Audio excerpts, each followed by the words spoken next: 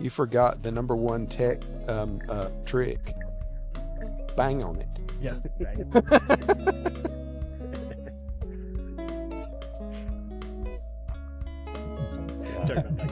That sounds one of the like one of the nightmares I've been through. Yeah. Check 1 2. Well, I feel underprepared because I don't have like a hand-built mood to sit in my lap now. I'll just sit here and hold this mic. I'll have less to say. I'm more like Carrot Top. I just got toys I bring out and just make noise. I need to do the George or the what was his name that used to smash the watermelons. Oh, Gallagher. Gallagher. Yeah, I'll just do the Gallagher thing.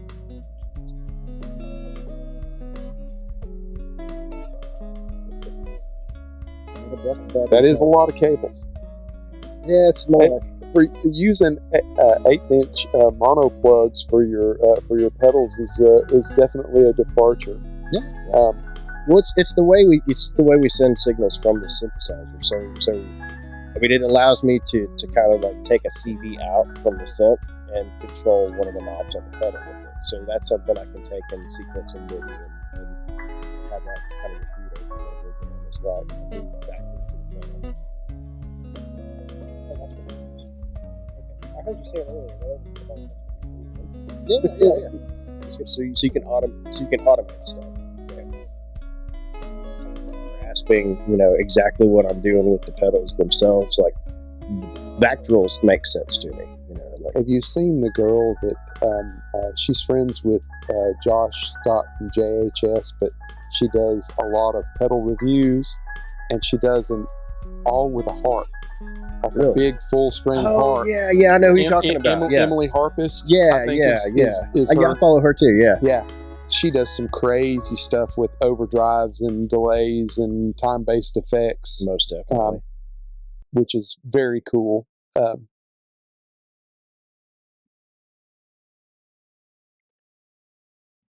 So Ben, are you a part of this too? Like, do you get a mic as well, or so it's just us talking? It is your view, your perspective, things that matter to you, the music community. Okay.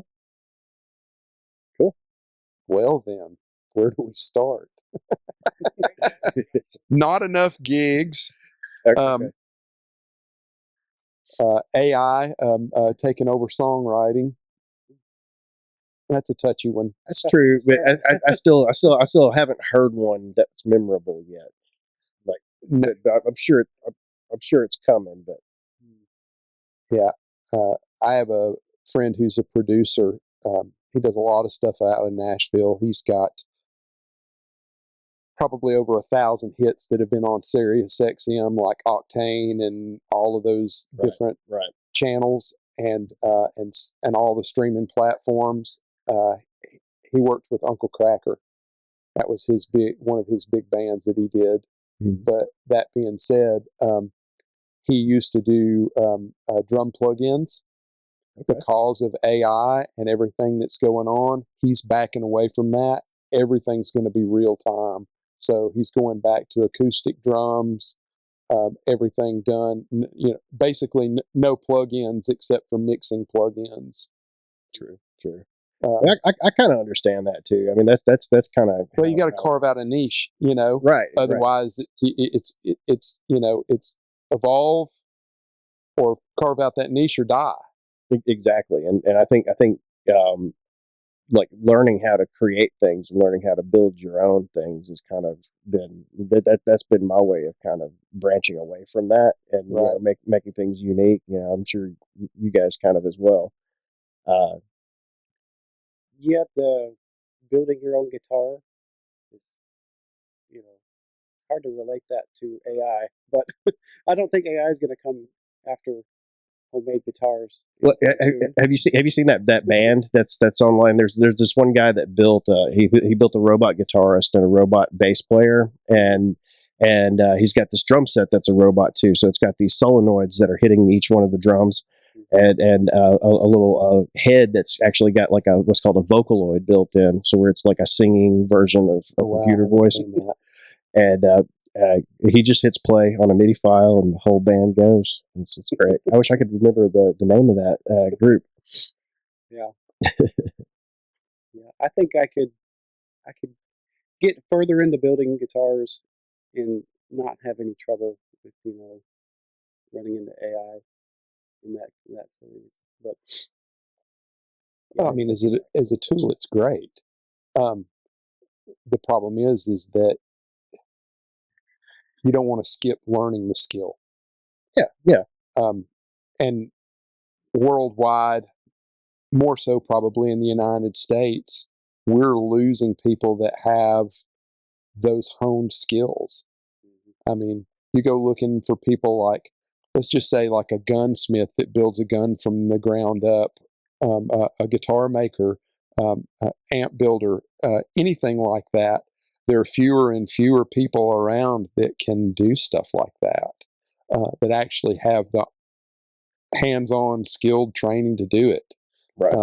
Which is kind of ironic too, because we live at a time where everything is just available. Like the knowledge to learn is there on the internet too. Right.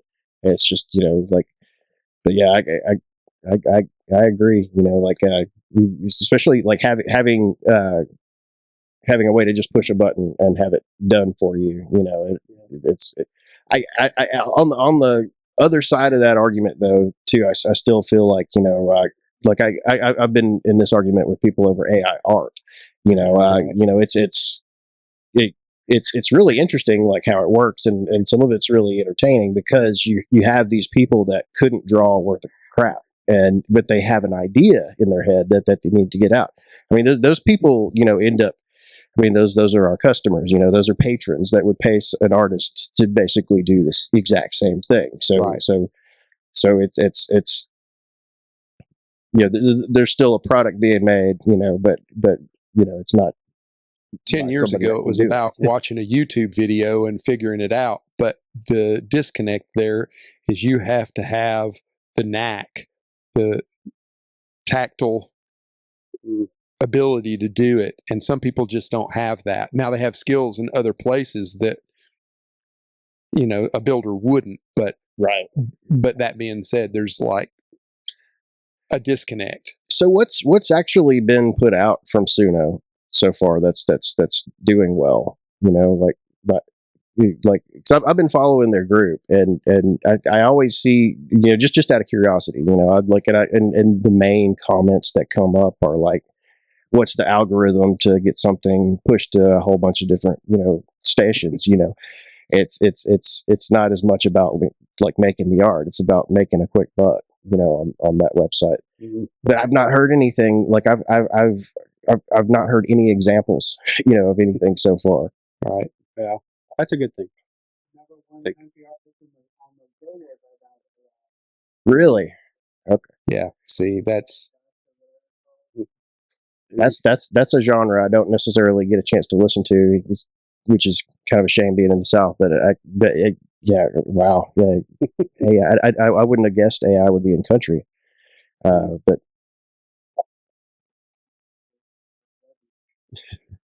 yeah. Well, and we're in the mecca for it. I mean, right. Country is where pop was in the 80s.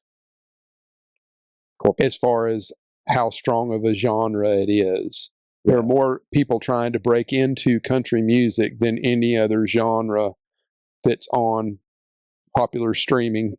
You used to say popular radio, but radio's dying a death. I mean, they're still playing songs that I was listening to when I was in high school. So, and I'm old.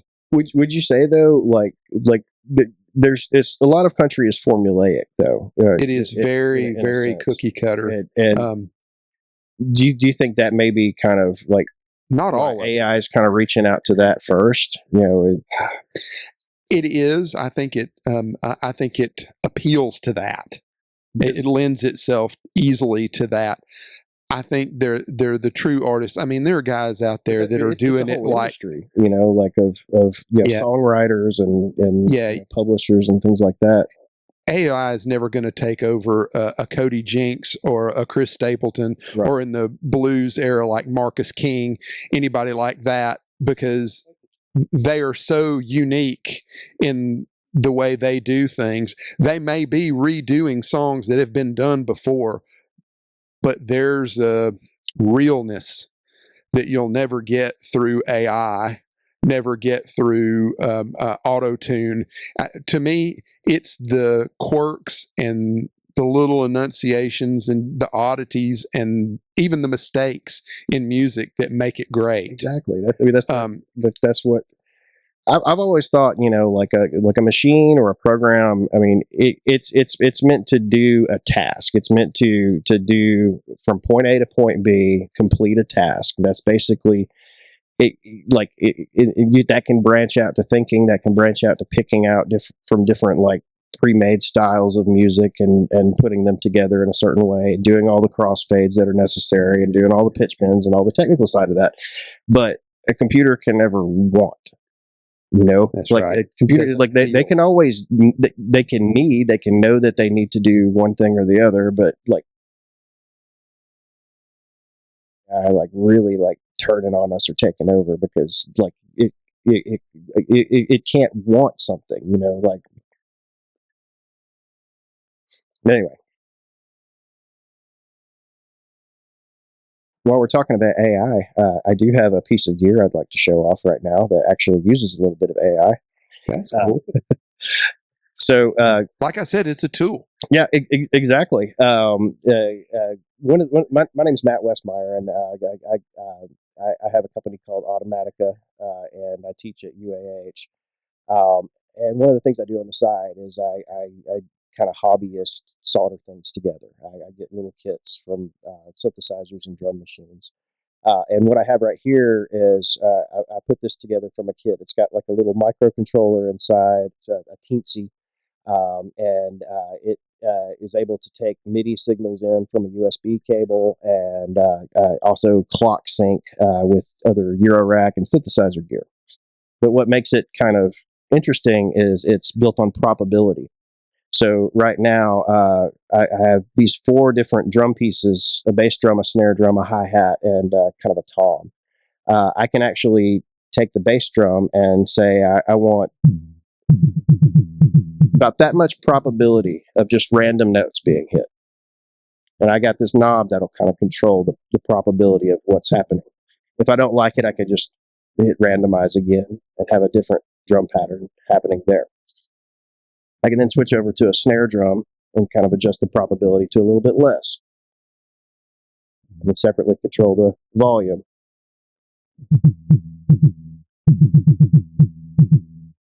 And I can go back over here to the hi-hat, say hi-hat's going to have the most probability, so we'll just bring that up all the way. And I'm going to make it a little bit random.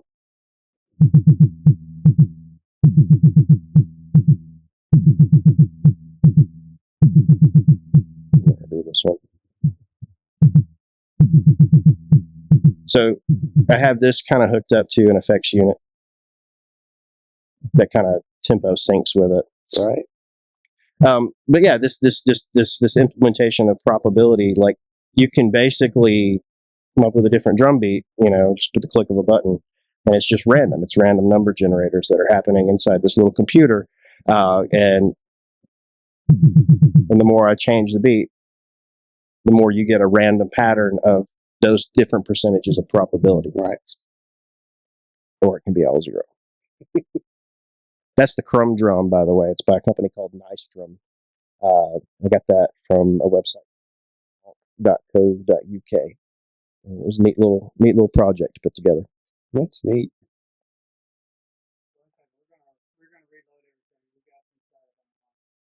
Okay. All right.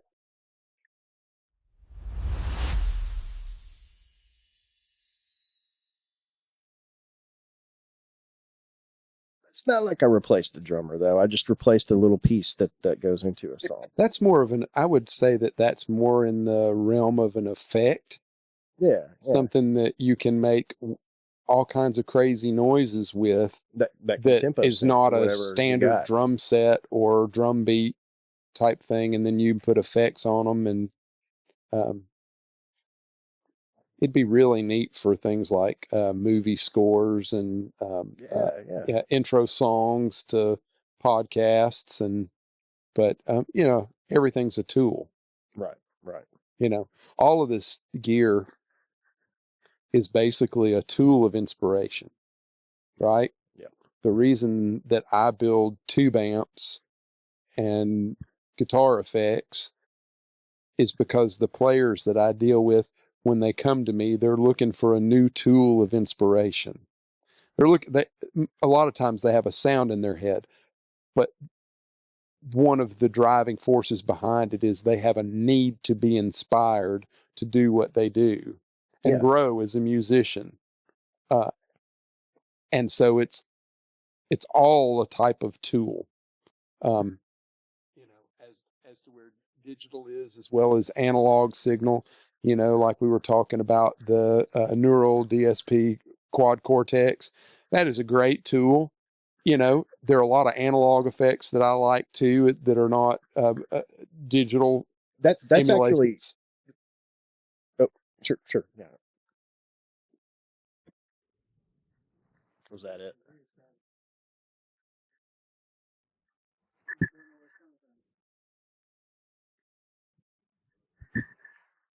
Well, there would. I don't think there would be any crosstalk here. Unplug these two things. How about now? Sorry, dude. These are just bad guitar pedal powers. I got another one coming in the mail. Get yourself a power supply. That's what I'm doing. Yeah. Have you ever won a True Tone? I'll take you up to Dana and those guys, and they'll give you like their cost on one. Okay. They're really cool about that. They love helping out other builders. And what about building one? Like what would go into that? Honestly, you would have to build a PCB. You'd have to write a Gerber file for it. Then you'd have to source all the parts. Then you still have the problem with the enclosure.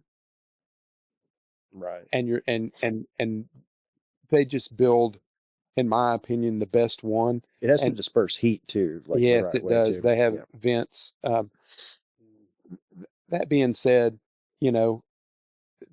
retail on one's like $250. Right.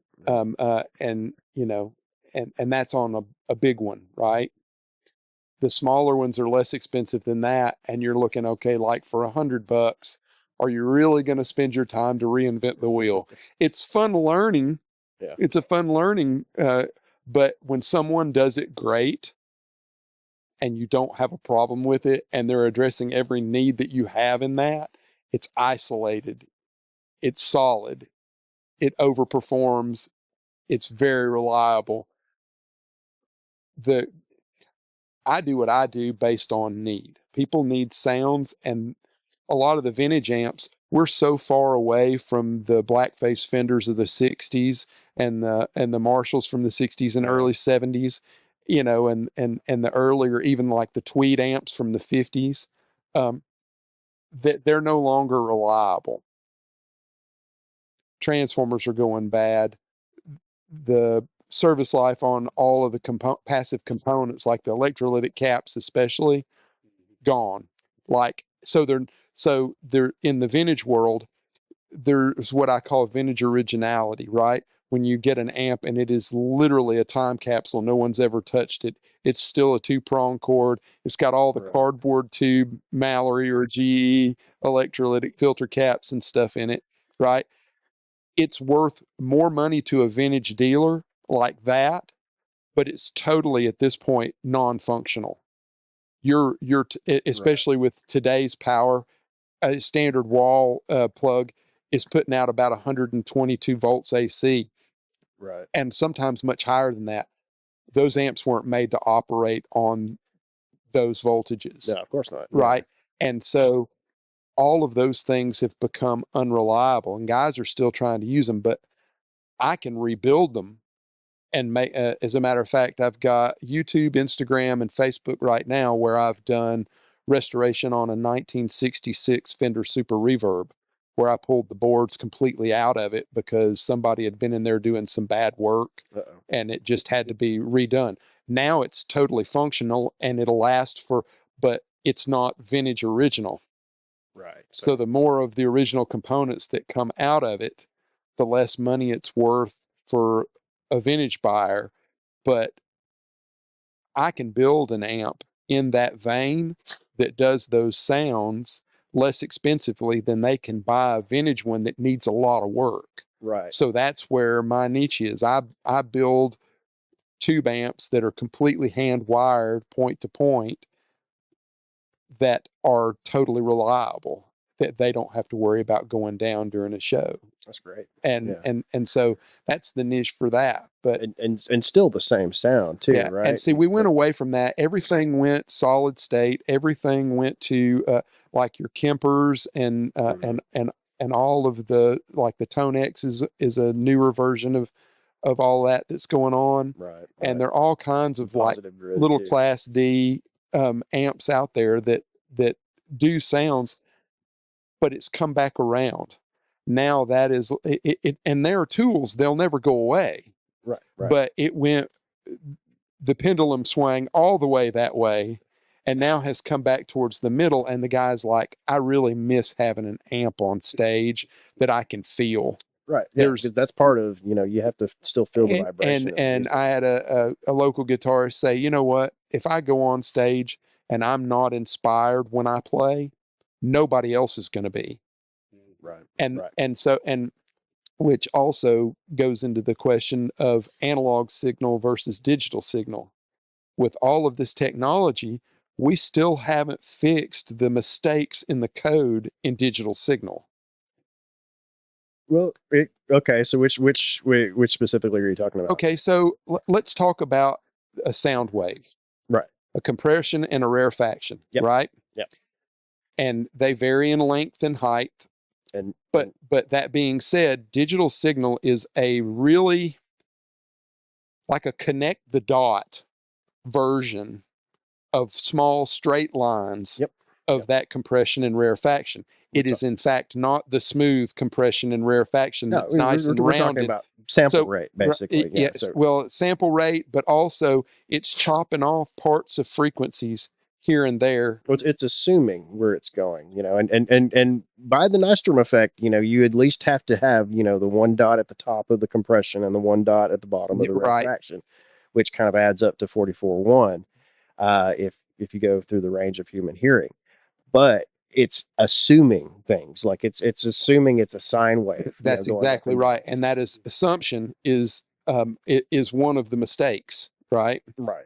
The other part of that is that the brain hears binary code. It is binary code and digital signal. Stanford University did a study that was back before the internet was a huge thing. Yeah. And the companies that own all the rights to the digital stuff squashed it. You can't find it now. Interesting. Yeah, it's been totally squashed because they were trying to launch digital back when CDs were coming out. Remember when Leonard Nimoy was doing the commercials for CDs? Yep, I sure do.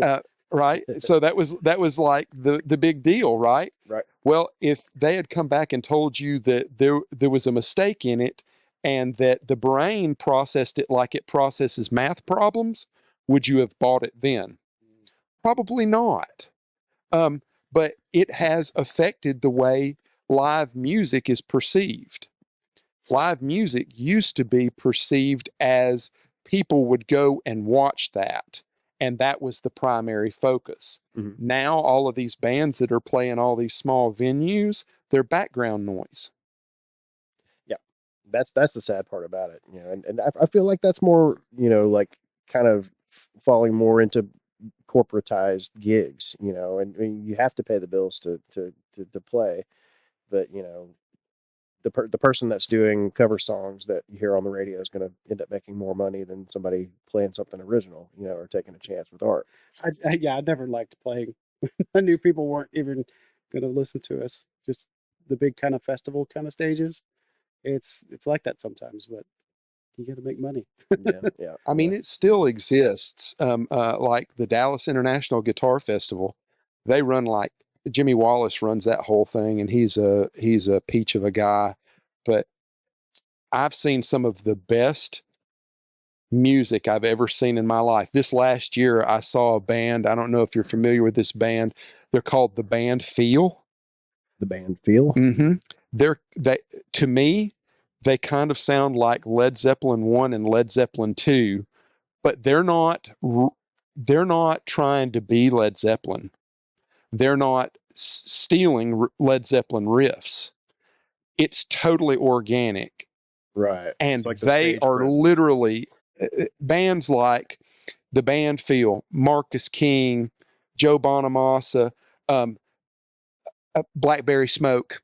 Yeah. They are saving rock and roll. People go in droves to see those bands. Yeah. They're amazing to watch, but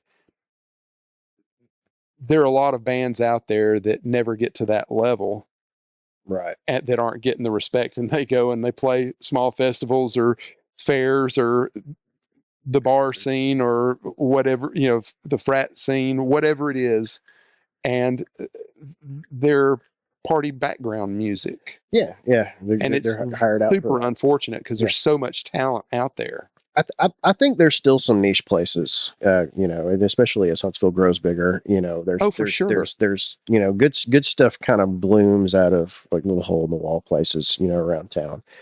That's like I used to be in a punk rock band, called the Time Bombs back in the day, and we used to play like the smaller gigs like that, and wasn't really enough to make a living off of it, but like. It never is. His bands did a lot better. Tyler played. He played with a couple of good bands around town. Daikaiju being one of them, which is a surf rock band that they're still touring. They've been touring for 20 years now. The touring was fun, but now I tell people that I was homeless for 2 years. Because Right. That's really kind of what it was. We were homeless for 2 years and sort of making money, but yeah, it's when you're younger and you got nothing to lose, being homeless and being out on the road playing music is the dream. It's the best. But then you grow up and you start going, oh my gosh, I'm still here. Like what hole in the wall place that you're staying, or in a van, right. stacked up, all bodies like cordwood. Yep. Yeah. It's nostalgic, but I'm good. I build more guitars now than I actually play guitar. It's been a while since I've even played bass on stage anywhere, but now I build them instead of actually playing them. Oh yeah. You got some of Tyler's guitars right here. Yeah, that'd be my only chance to kind of show that off. Check this out. This yeah, that one. Okay. Yeah, that is very cool. Not finished. But an electro weirdo copy.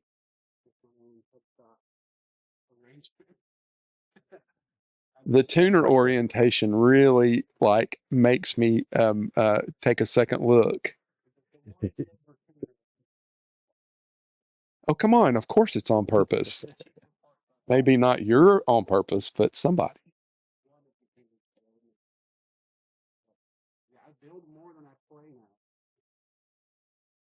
And that's a short scale, you said. That's neat.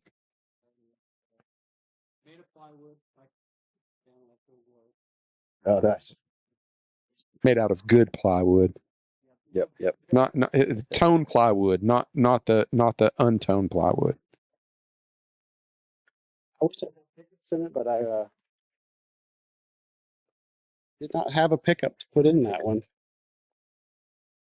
And the other one is just a random Vox. Talk about this one right here. Is that kind of like a telly? Telly pickups on an old Foxy Telly. Vox design. I nicknamed that the Foxy Telly. Because it looks foxy. At one Foxy time, I had Foxy. somebody who has a connection to a Telecaster guitar for him that was really interested in it, but not enough to buy it. Right. But have you ever seen Mike Bloomfield's Telecaster? I think so. He chopped off and made access for the upper frets on it, Oh yeah, like by hand, and so it could reach up there. so it could get up to those upper fret access. And yeah, and it is probably one of the ugliest tellies, and beat, like, he didn't take care of anything. Like, his Les Paul had 4 mismatching knobs on it and a metal piece for the jack plate that was handmade. Gives it character. It does. It does. But those instruments are worth tons of money now.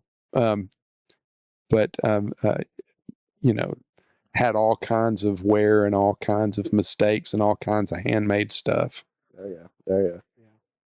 That's got some access to the high frets. Yeah. A little awkward to hold, but right. Can't right. put it on your knee. Well, so out of the 3, like, the odd shapes, you have the Vox shape, then you have the Flying V, and you have the Explorer, right? Which of those do you think would be the most comfortable guitar sitting to play that didn't migrate? Right. The V. It's the V. It's the V. You still got to hold the V though. They had these. You just put it between the legs. Well, not only like up and that, down but like that. but they had these rubber things on the side that were glue on that were like a tread. Yeah. Did you ever seen that? Uh-uh. It's long and they're black and they're about like that, and they're on the bottom side, and it's to keep it from migrating, and it's glued on. Yeah. That's crazy. But great upper fret access there. You can play slide all the way up. Oh yeah. On something like that. I learned that from a buddy of mine from Kentucky that he's a PRS endorsee, phenomenal blues player. If you ever get to see him, his name is Bosco France. Okay. Yeah. Easy name to not forget, right? Bosco is killer. He was on a stage at a guitar show, at a Dallas show, with Sonny Landreth, Derek St. Holmes from Ted Nugent. I mean, some really heavy hitter players, right? And Sonny Landreth is known for slide guitar, right? Okay. And they introduce Bosco, and he comes out on stage, and he's wearing a V-neck Hanes t-shirt, Liberty overalls, and wears no shoes. I'm not Birkenstocks, no flip-flops, no nothing. Oh yeah. Walks on, and I mean, proceeds with nobody knowing who he is to just wipe the floor with all of them playing slide. I was about to go to the hotel room because it had been a long day, and I thought I'd seen all I was going to see.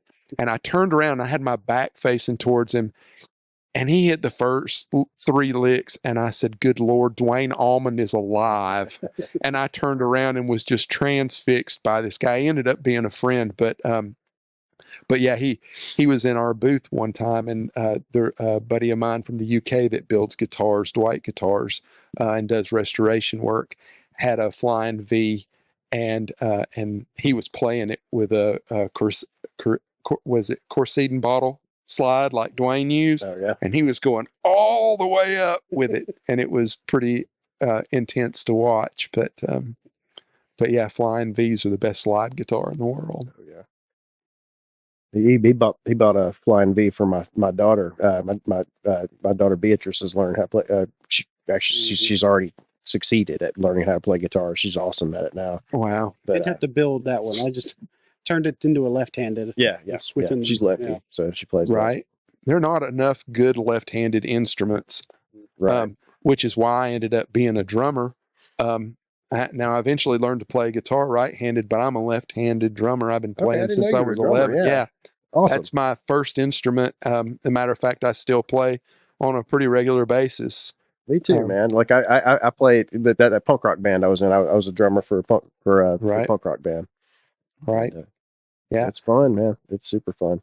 Yeah, but I was about 5 years old, and my dad came home from work, and we lived in a very German conservative town of Coleman back in those days, and Kiss was the big controversy on all the news stations, right? Right. and I saw Ace Frehley with smoke coming out of a Les Paul doing a solo, and I looked at my dad with stars in my eyes, and I said, "That's what I want to do." And he looked at me and he says, "Oh no, you're not." Is that when you got the drum set? And so the neighbors down the street, Ray Bootman and Anna Bootman, they were in a gospel band as kids, but they had a basement and they had all of these really cool instruments down there. They wouldn't let me play with the guitars for the most part because I was the young punk kid that was going to tear everything up. Right. But they put me behind a drum set and they're like, "I think he's left-handed," and I think they swapped him around, and I actually started learning how to play. But so do you play? So when you play left-handed, you got snare over here and hi-hat over here, or well, my hi-hat's usually on my right-hand side. Yeah. But I can play the disconnect between the two hemispheres of your brain. Let's talk about left brain and right brain for just a second, okay. right? We won't make it a big deal, but so you have a primary foot that is usually your kick drum foot, whatever your dominant side is, right? Right.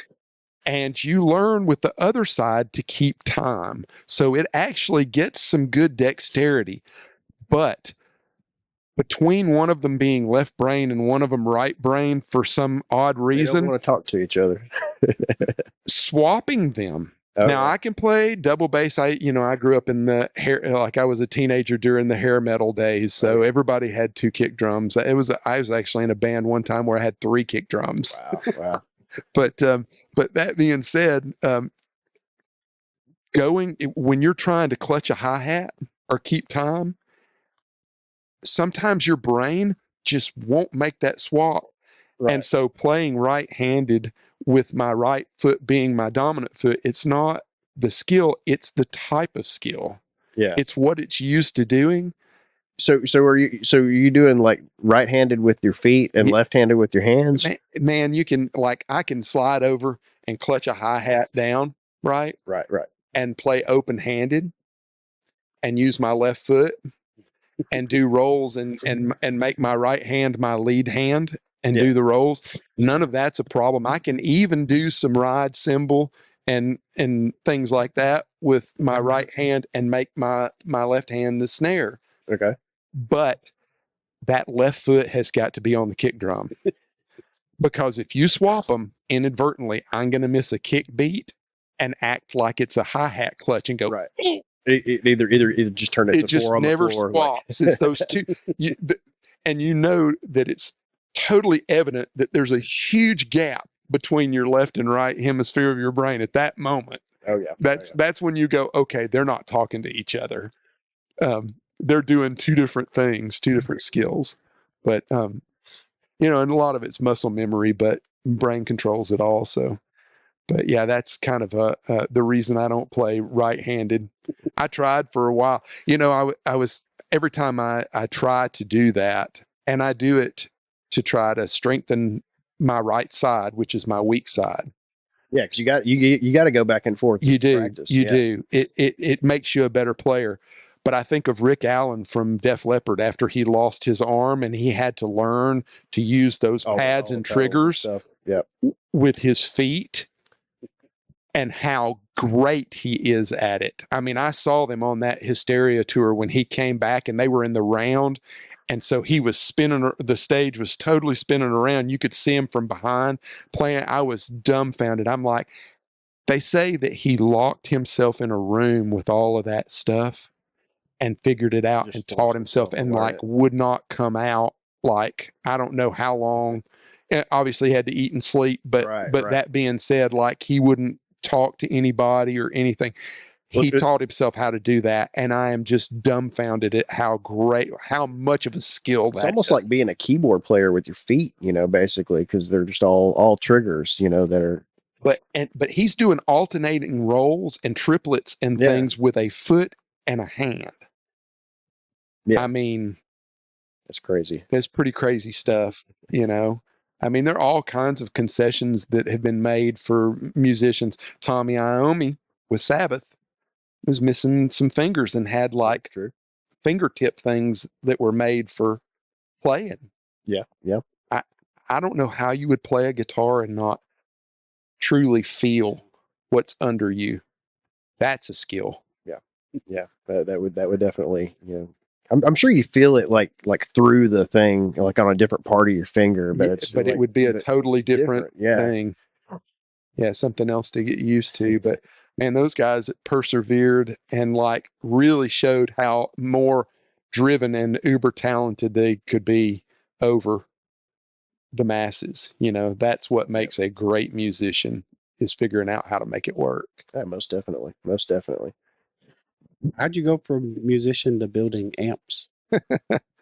So, in that process of learning to play guitar, I was much older. I wish I had started earlier, but I was every time I would pick up a guitar, somebody would hand me a set of drumsticks. It's what And makes you rightfully so, volunteer to be the because drummer. my wife still says I'm no good, but you have to understand of the caliber of players that come through my demo room and that I'm around. I mean, I have a collection of phenomenal guitar players around me, and I'm always learning from them, right? Yeah, But yeah. I'm an average rhythm guitar player. My instrument is my ear, Right. right?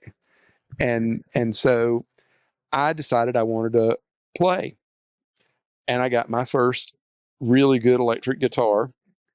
Kind of fulfilling a childhood dream, whatever, but also in that quest for learning. Yeah, yeah. And I started getting all of these little amps that were out there, and there were some good ones. I'm friends with Bruce Egnator now, who's the builder of all the Egnator amps that you see. I know that name. Yeah.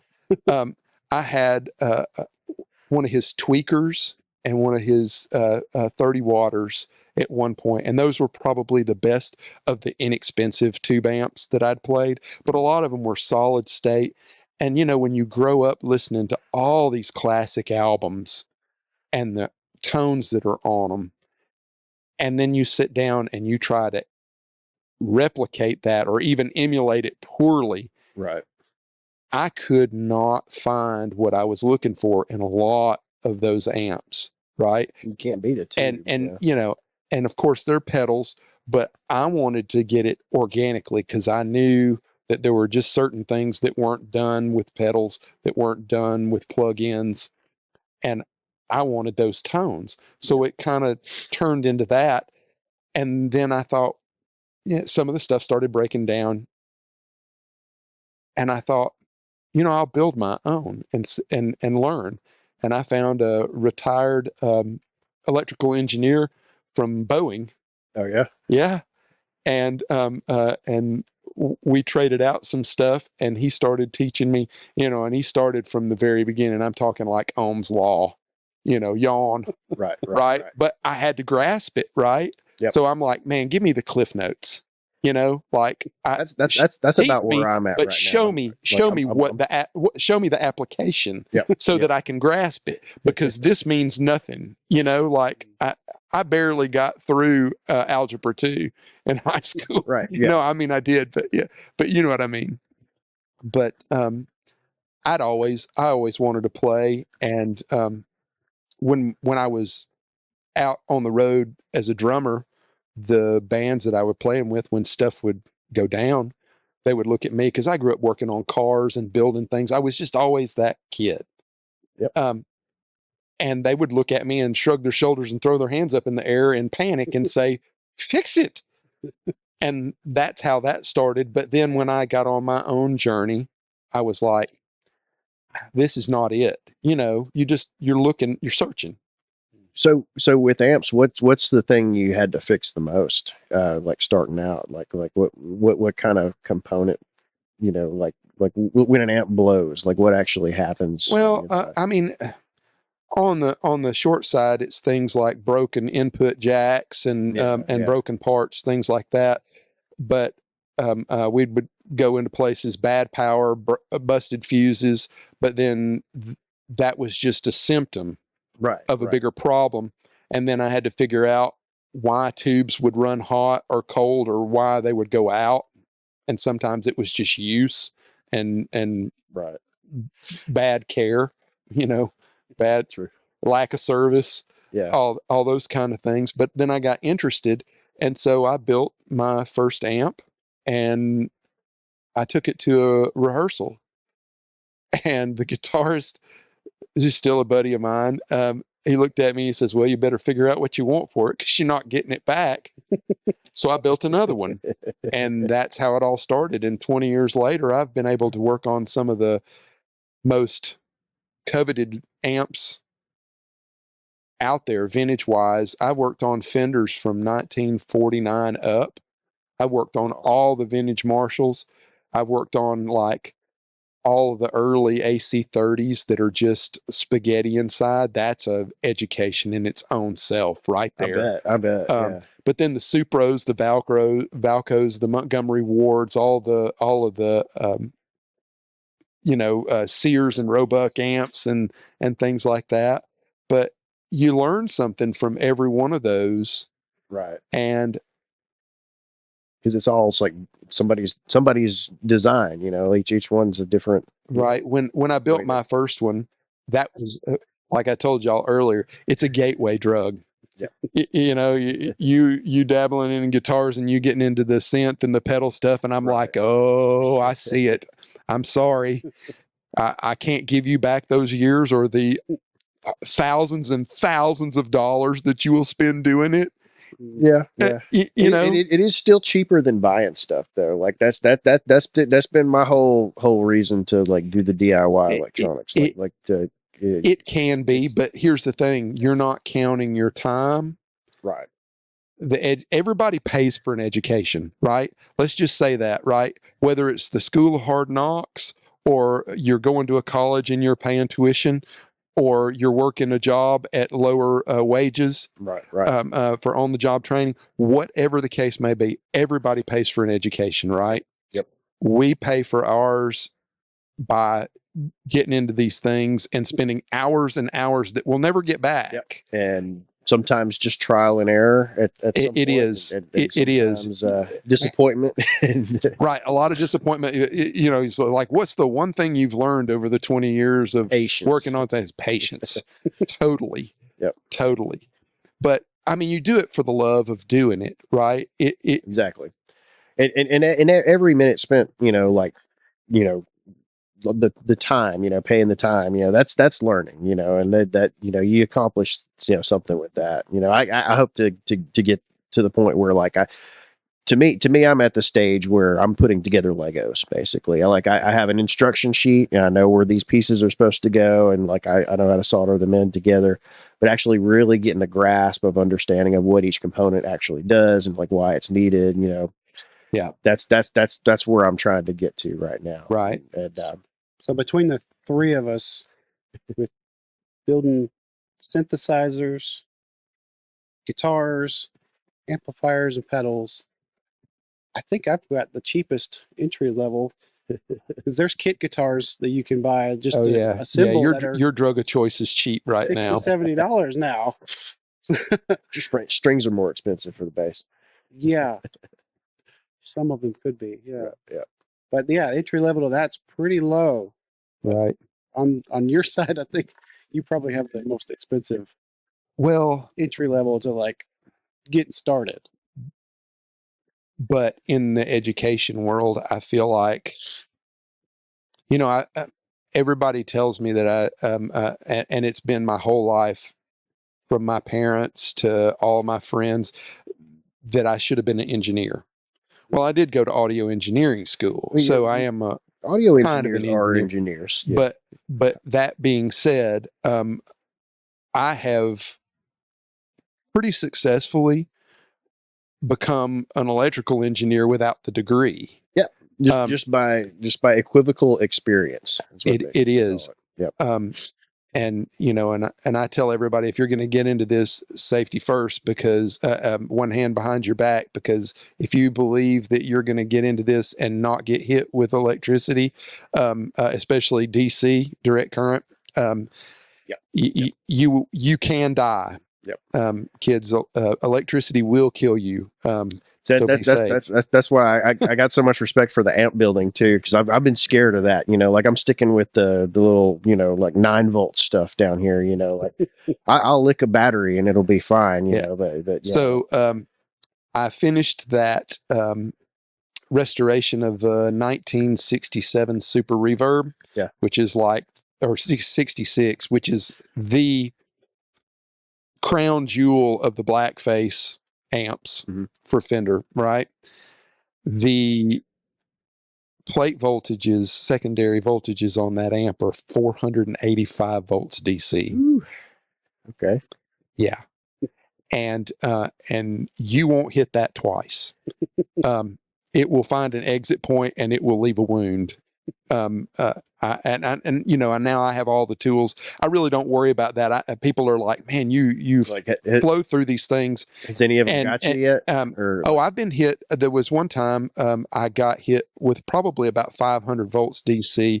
It didn't stop my heart. It could have, but I was leaning up against a workbench that had a screw holding down the plywood top that was about 2 inches from my stomach.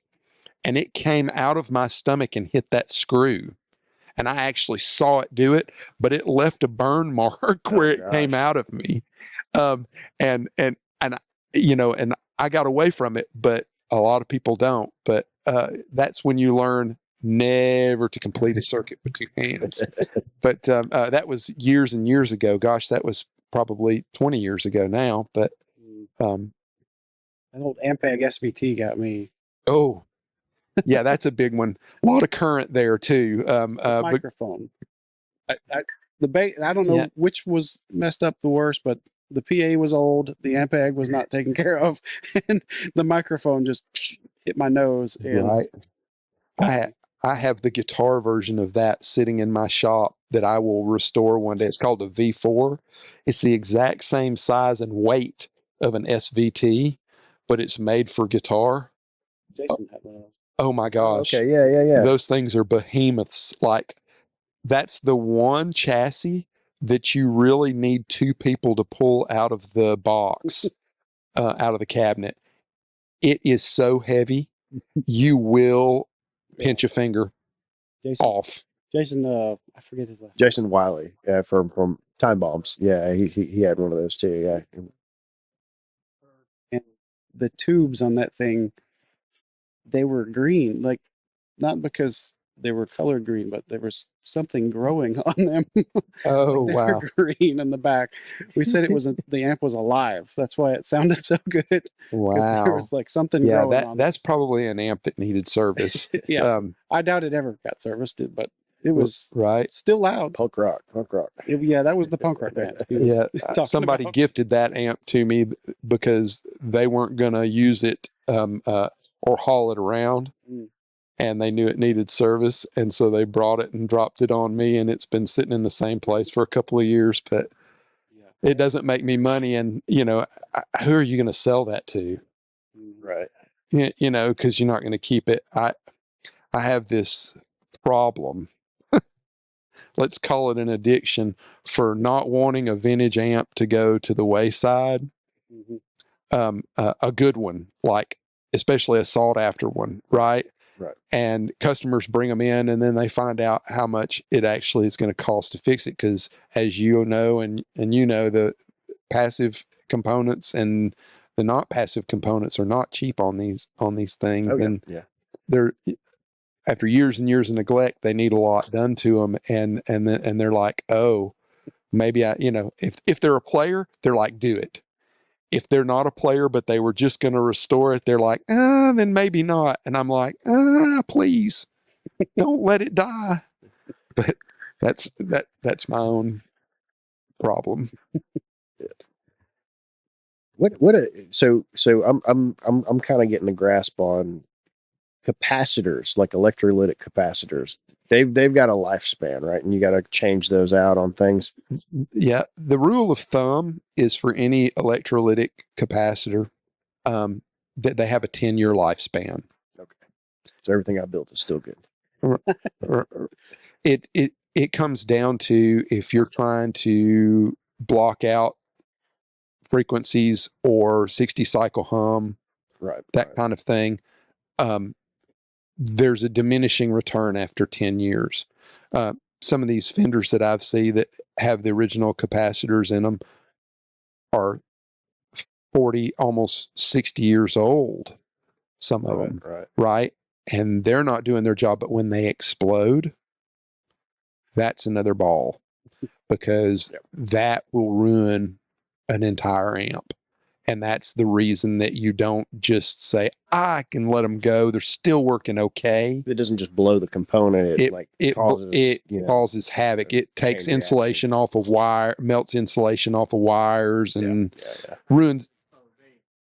Yes, they are like small pieces of dynamite. If it's about the size of an M80, which are those huge firecrackers we had when I was a kid that would just blow your hand off, right? Yeah. That's about what an electrolytic capacitor that size will do in the wrong. Imagine in amps too. You'd have a lot of the bigger, more dangerous ones too. Oh, right? Yeah, there are multi-section cap cans that are like grenades. Right. Like your typical 100-watt or 50-watt Marshall has anywhere from 3 to 6 of those multi-sections in there that are rated like 500 volts.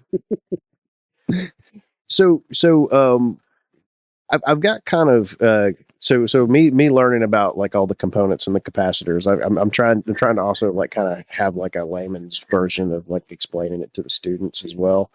And I always kind of felt like a capacitor. It's kind of like you're kinking the water hose, and like putting your finger on it and squirting harder, right? Like it's just taking energy and storing it in this container and kind of it stores it, but it lets it out on a controlled current and a control. And what it comes in is what's going out, not more. Okay, so right? It doesn't. Amplify. It's whatever the circuit is regulated to. Yeah. They have limits as to what they're rated to, but a resistor is more like the garden hose. Right. Okay. So, right. Yeah, it's letting through less or more. Right. So it's current, it's frequencies, it's voltage.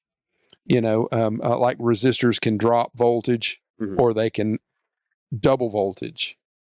It just depends on the application. Right. But capacitors store energy so that when, say you strike a note on a guitar, it's depleting that, but it's rebuilding, so it revives or replenishes itself fast enough that if that weren't in line, it wouldn't do it, and you would have a problem with the amp performing. So it's keeping the energy steady, kind of like a compressor in audio. Somewhat, but it also filters out things. Depending on what kind of capacitor it is. Filter caps they're real high voltage caps in a lot of these amps and these cap cans, they're used for storing energy, but they also cut out 60 cycle hum. And so the higher capacitance they are, the more they filter. Okay. That makes sense. So like a 220 microfarad cap is going to filter a whole lot more than a 22 microfarad cap. That actually makes some sense to bring it back to some of the synthesizer builds that I've done, because one of the things, like an oscillator, there's the simple oscillator that I built that runs off of 2 9-volt batteries, and when you swap out the electrolytic capacitor to different sizes, you get more of a bassier tone or more of a high pitch tone. That's being used as a coupling cap. Yeah. Which you can use an electrolytic for a coupling cap, but it's not the best application for it. It may be for the best space in it, in what you're doing, right? Right. I've actually swapped over to a lot of poly caps, box caps, film caps, things like that do better for signal, right? I would use electrolytics in voltages. Right. In signal, I would use some type of poly cap. In Fenders, they were the blue molded Ajax Mallory's. Modern day, that's kind of a Mallory 150 or an orange drop. Right. But it's either polystyrene or polyester or polypropylene film cap. Yeah. Right. Whatever its configuration is. Those are what I see a lot in the kits too. Like a lot of the pedals I've been building, it's always like the little gray ones or little yellow ones. And I had some of the I don't even know what they're actually called, but they look like green chiclets. Yeah, that's still a poly style of cap, but it's a different build, right? It's not a box film, and they're all some type of poly metal film, right? That's rolled up that makes the capacitance, but those green ones that look like chiclets, that's a great analogy, by the way, because I can picture them. I saw them today in an amp that I built. Like I use them on a switch, like a 0.01 microfarad. I use them on a dual pole, single pole switch that I'm swapping things that I don't want an audible pop. Okay. Right, they can keep that pop out of, like, so if you're taking a toggle and you're going up and down, when you swap from one to the other without that cap, you get a pop. So it is like a compressor. It's like a limiter. It is. It has many functions. There's a lot of dark art. You figure out what they can do in your mind in the applications you're using them for, and you go and you know why they're used there, right? And what purpose they serve. But man, capacitors are probably one of the best inventions of the, of the modern age. You put those on your like stomp switches. Yeah. So you can use them and you don't have to mount them on the switch unless you're doing point to point. But a lot of them are built into the circuit, like the circuits that you're buying, those PCB boards. I guarantee that there's a cap there for switching that keeps it when you turn it on and off for there being a pop. Yeah, I've got a lot of old pedals that'll, when it's going on. Yeah. Really stiff pedals. I think it's some old like what is it called? The electroharmonics. Oh yeah, old electroharmonics. Yeah, man. I need to add one to my kill switch here. Like I've got a makeshift kill switch I'm building, but it's not really totally working. But those buttons are so hard. There's an aluminum one that's a little better than that. Yeah. If you can find it, the plastic ones. I did one on one of my son's Super Strats. He had kind of the Jake E. Lee white with a black guard and just a high gain humbucker in it with a German Floyd Rose in it. Killer guitar. Kill button never worked because it was one of those cheap plastic ones, and you're just like, come on. Well, what happened with mine too is like as soon as I got it like put into place and I started soldering on it, something melted inside, and now exactly, it got intermittent. Yeah, they're just not made to take any kind of heat. Yep. So you got to turn your iron up and stay on it less. Yep. Well, that's the thing. So speaking of like more boring stuff, soldering iron temperature. Because I've had this debate a little bit. As high as it'll go. Okay, me too. Like because I'm not patient. Like I like and.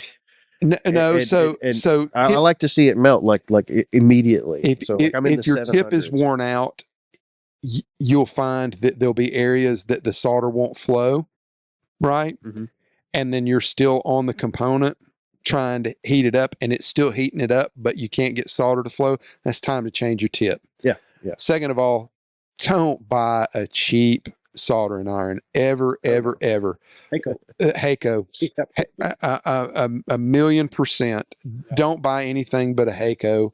And mine goes up to 900 degrees Fahrenheit, and I use a very small tip because I'm working on very small stuff, right?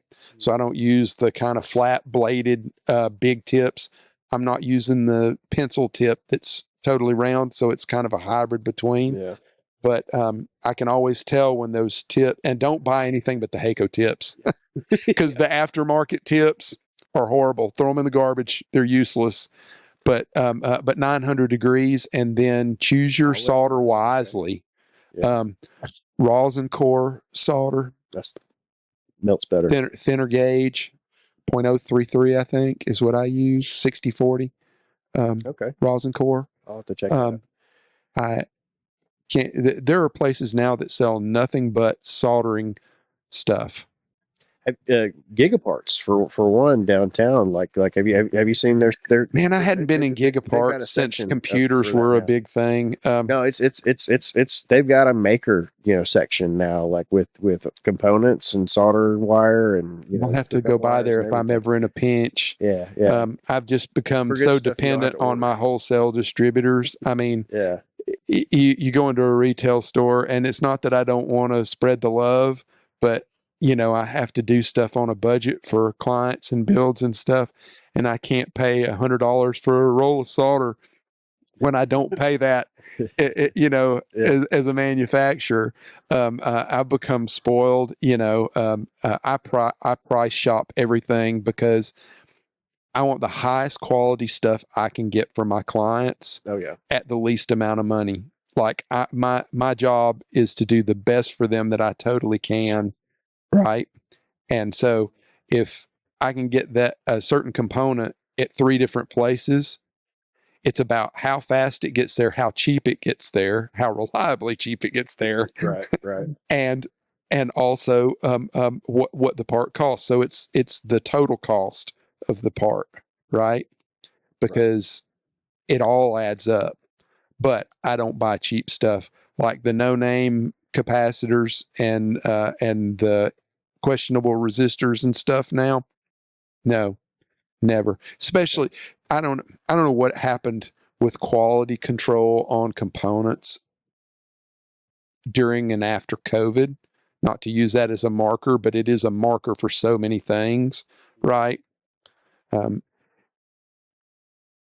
Tubes, capacitors, resistors, tolerances on components that I trust are what they say they are no longer that. I spend so much time sorting through components, ESR meters for caps, multimeter for resistors. Yeah. Because, they have colored bands on them, not to get into color codes of everything, but color codes on resistors, the last band is always the tolerance. And there are 1%ers, 5%ers, 10%ers, and 20%ers, right? Right. And that's the color of the band. Something now that I would expect is what it's marked at 10% will be 20% tolerance. And I have to be choosy about where I put it in circuits because it will change the way the whole sum of the parts reacts, right? Yeah. How reliable it is, but how it sounds most of all. Reliability and sound quality are the 2 keys, right? And then I have to be able to replicate that from amp to amp to amp to amp. When I'm building the same model over and over again, I have to be able to replicate that. There has to be a benchmark. So I have got like what the tolerance can be in what position actually written down on schematics and layouts that I've drawn. And it's become this really tedious thing of measuring components. And people come by and they're like, man, I'd love to do what you're living the dream. Like, this is what you're doing is so cool. And I'm like, no, it's not. Measuring 100 resistors to find 35 out of the 100 that will meet your standards.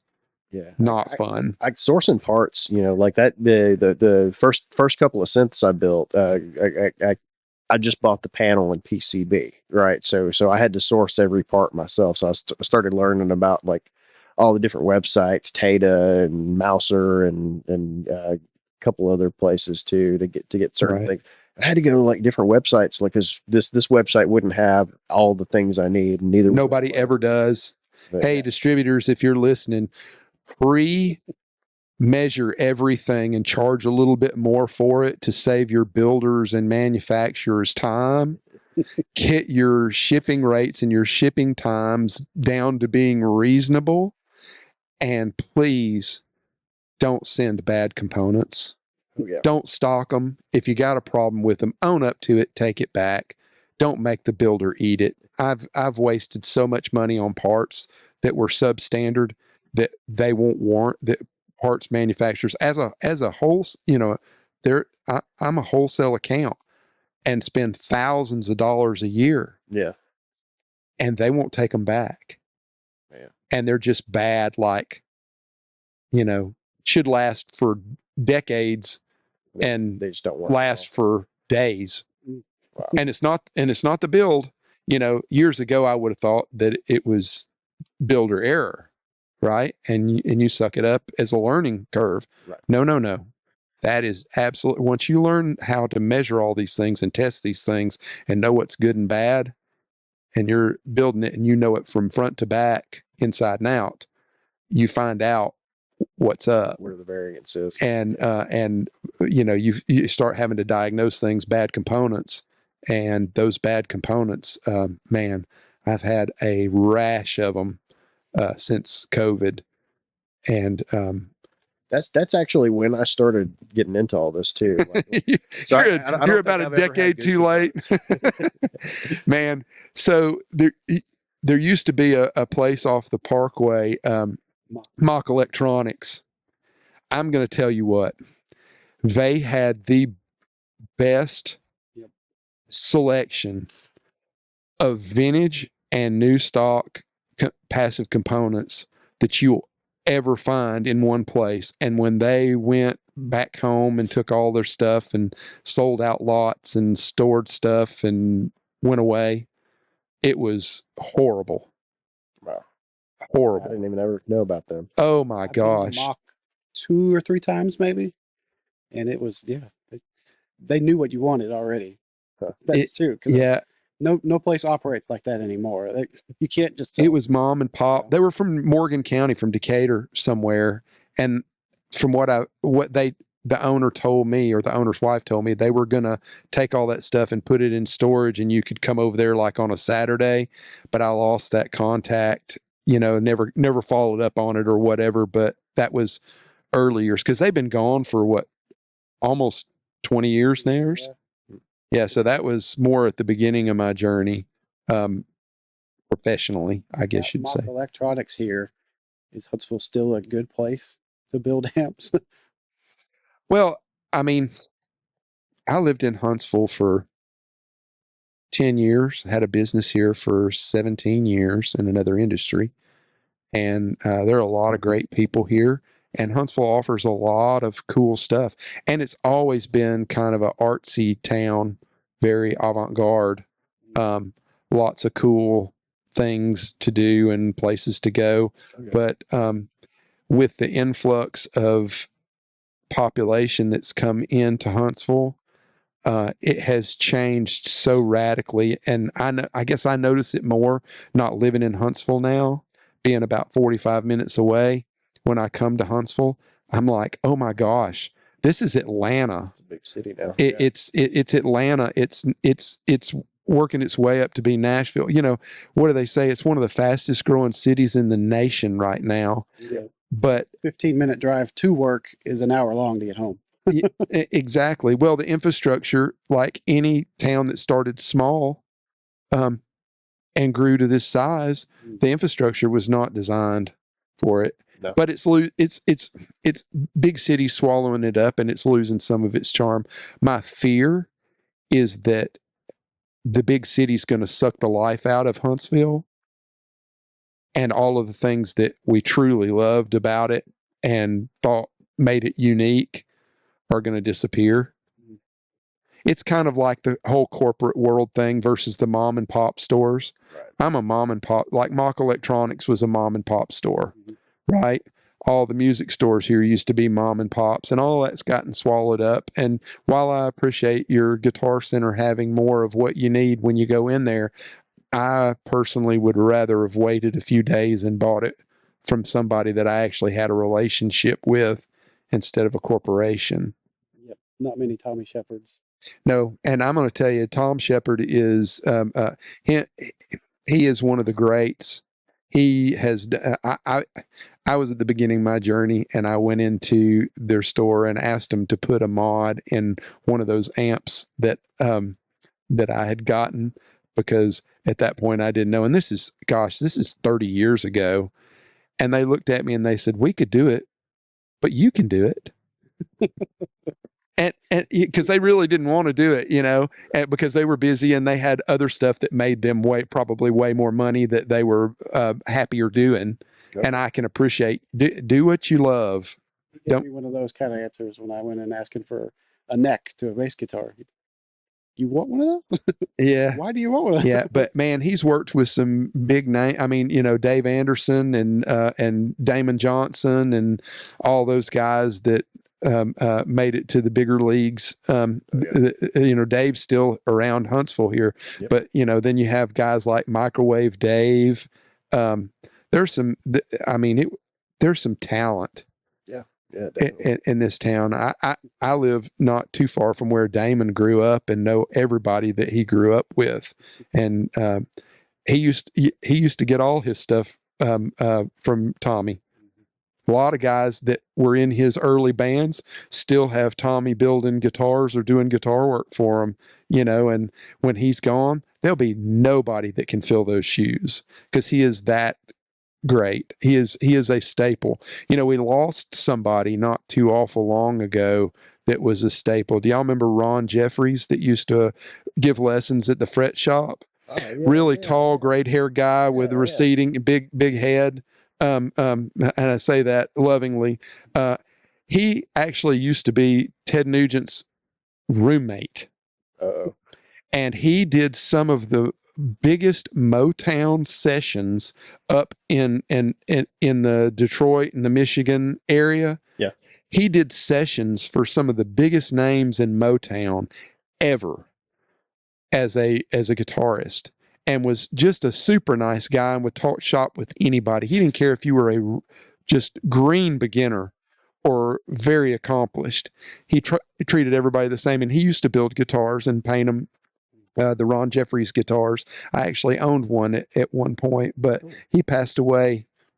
And they're just guys that that when they go, they're gone. Orami moved to Nashville that used to work at the fret shop. Really? Yeah, he's gone. I saw him last year at the Nashville show and gave him a hug. Yeah, but when these mom and pops stores are gone and these skilled people like Tommy and Ron are gone, there have to be people like us that fill that gap, that have gotten that education. Yeah. And there needs to be training for those people and apprenticeships and things, like those people need to be aware of that, as well going in. Right. Yep. Build a guitar.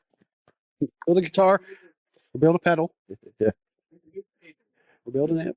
Well, yeah. Well, one of the things, like at UAH, we put we've got an internship program where we try to send our music tech students out to go work in the world, and they've all got to do 125 hours, for their senior project, and like we need places for them to go, like a lot of them are wanting to do this side. They're wanting to do, the trade side, the building side, and I think don't do it for money.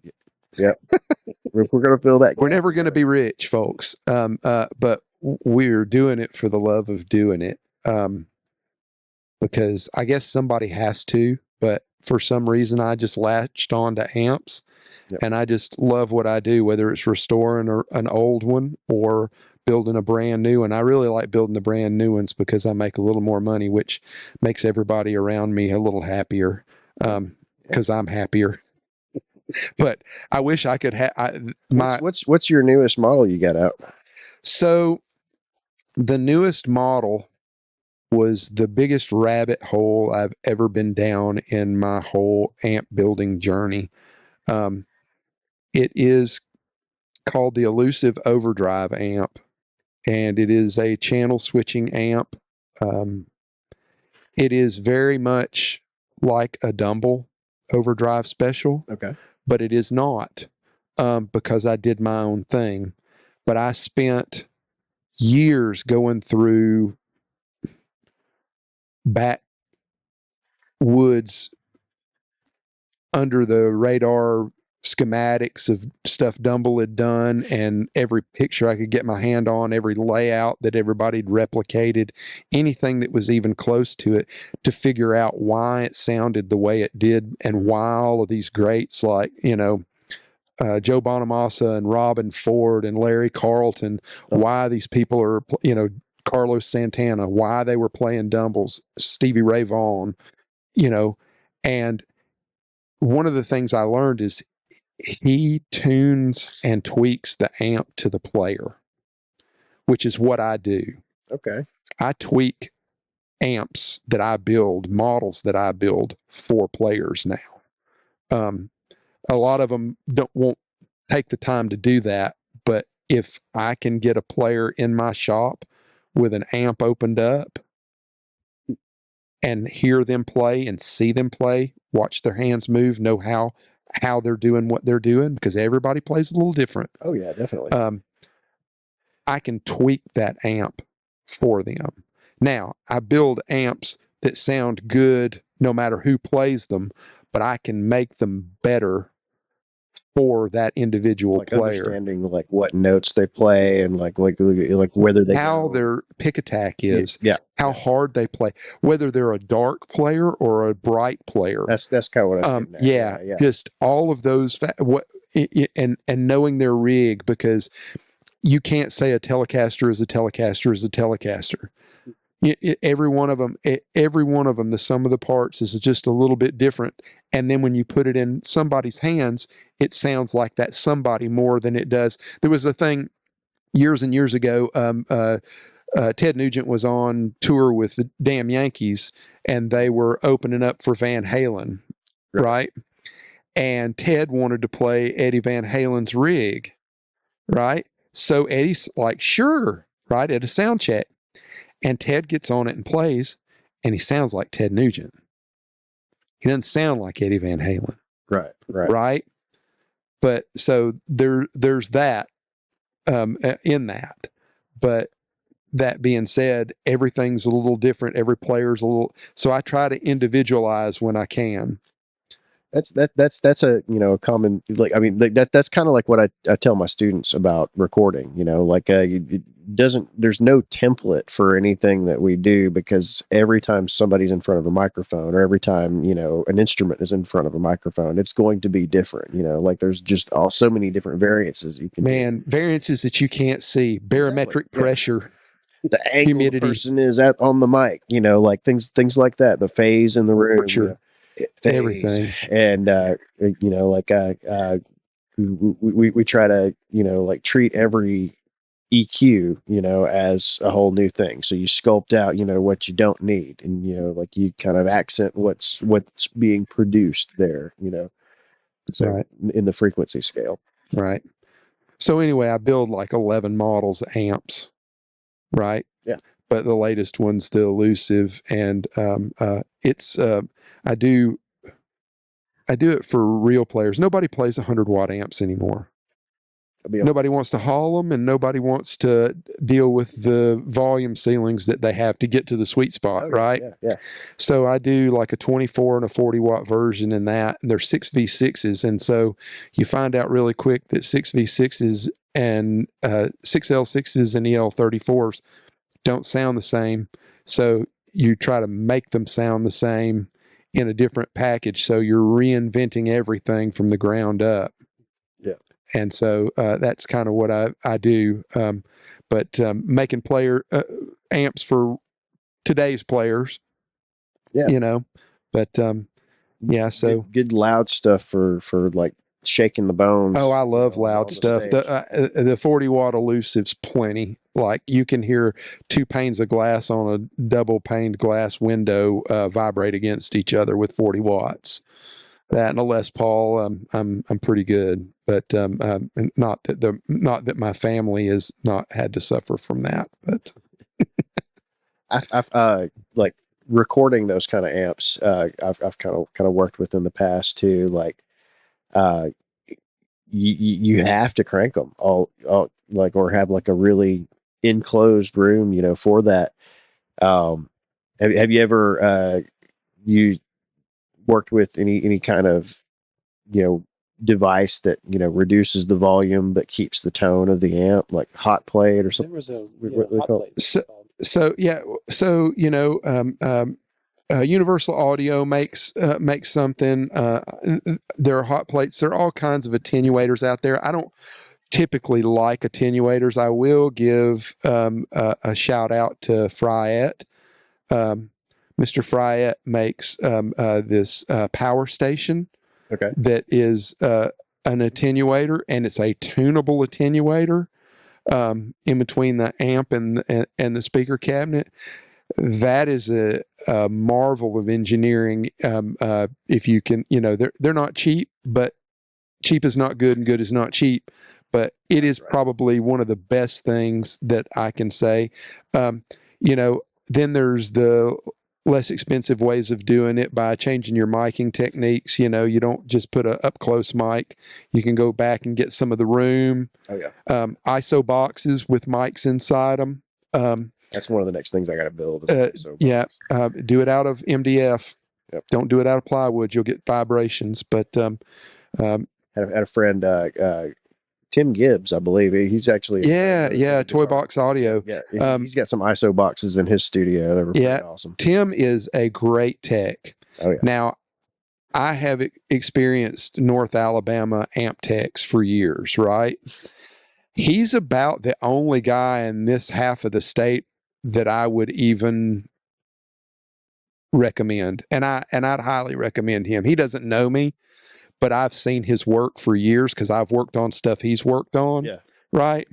And I can appreciate a good tech when I see one. So Tim Gibbs is awesome. Super nice guy. I've taken some of our jazz amps from UAH down there to kind of work with them, and just super chill. Like, showed off the nobody.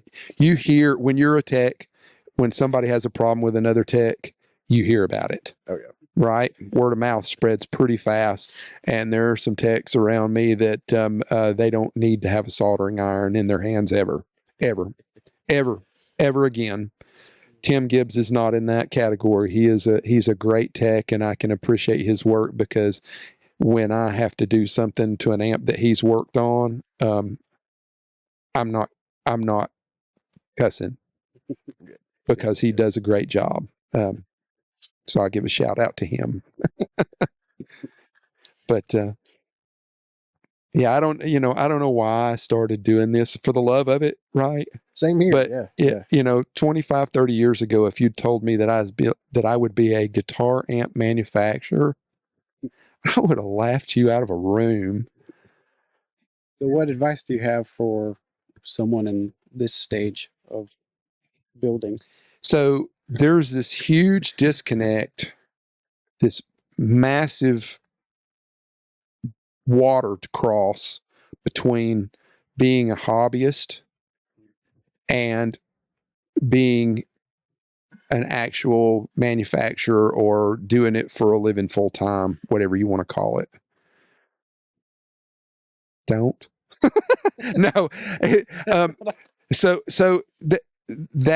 that big stretch of water, that huge expanse that you have to go through, there's no money in it. There's a lot of growth in it that's really hard. You will ask yourself why in the world you made such a harebrained decision so many times that you can't see straight.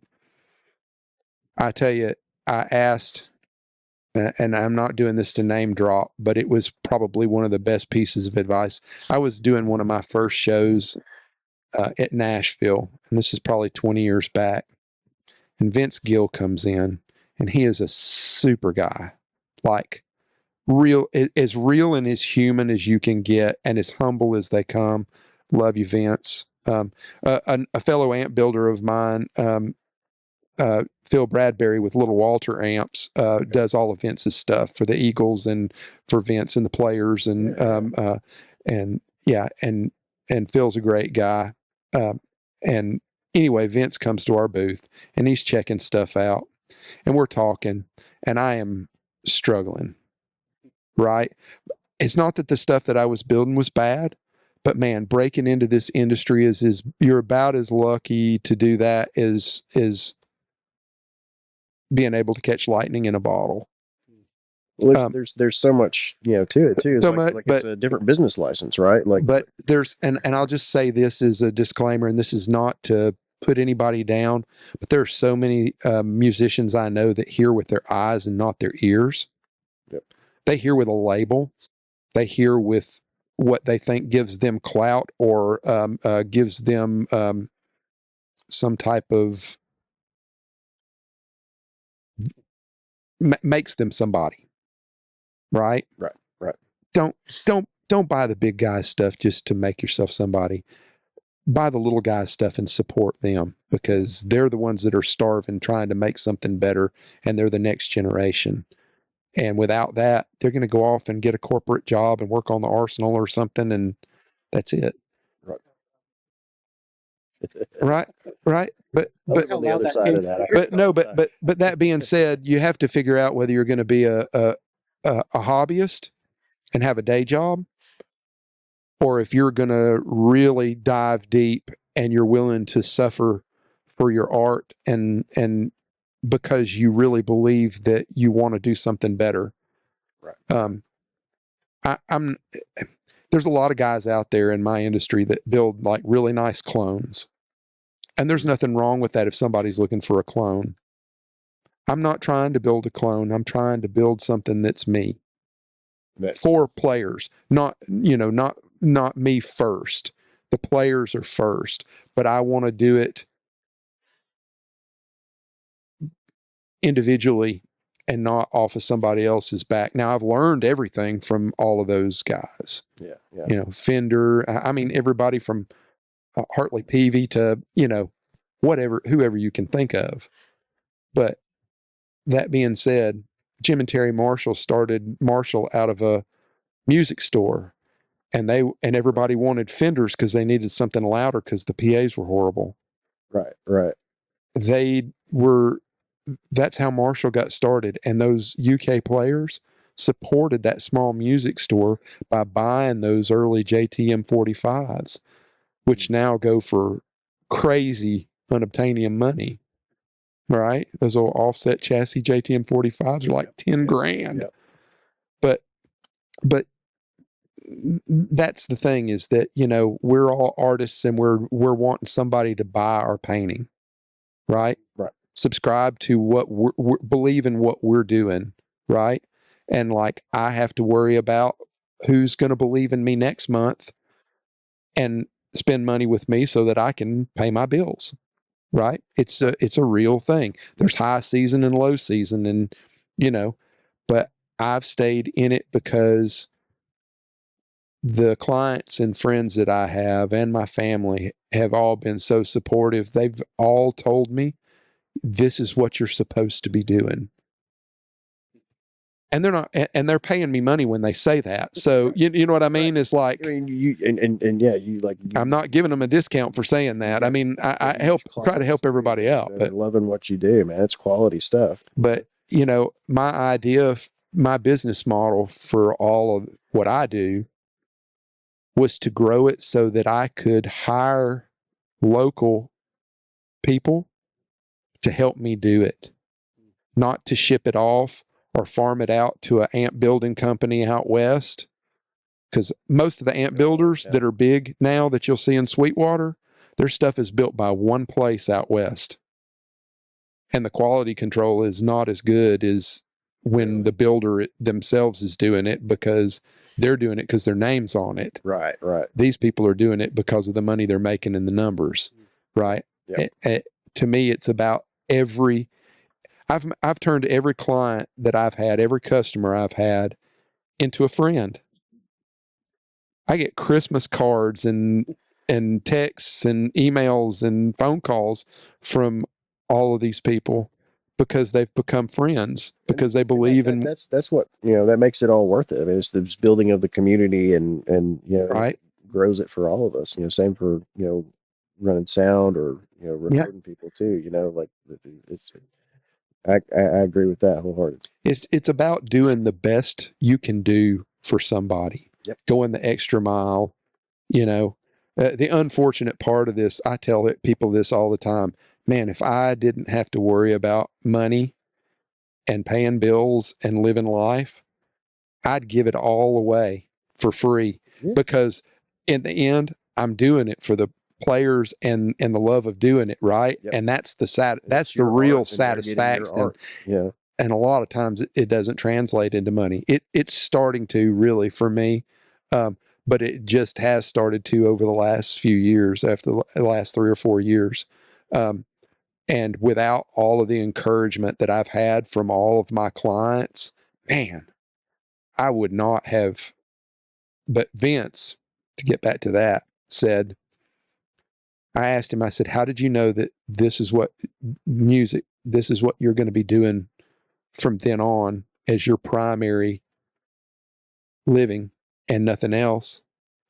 And he said, I'll tell you, Dave. He says, it was when all the other doors closed.